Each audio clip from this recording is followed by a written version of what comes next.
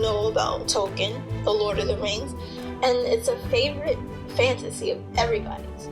But did you know that Tolkien, in his essay, he said fairy tales, what is a fairy stories? But fairy tales, fairy stories, all the same. He defined it as it included all manner of beasts and birds, seas and stars and beauty.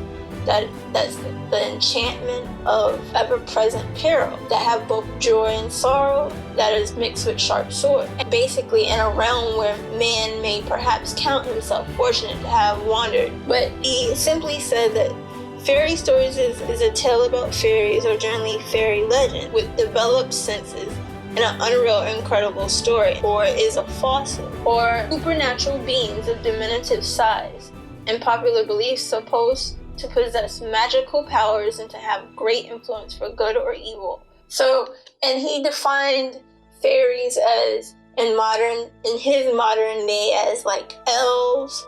So basically describing elves as fairies.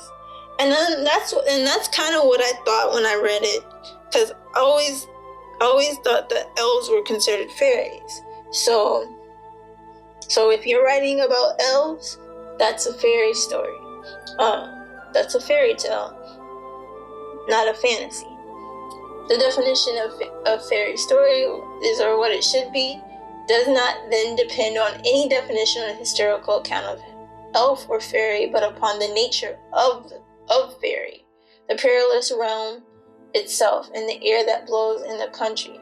And this is from his essay on fairy tale.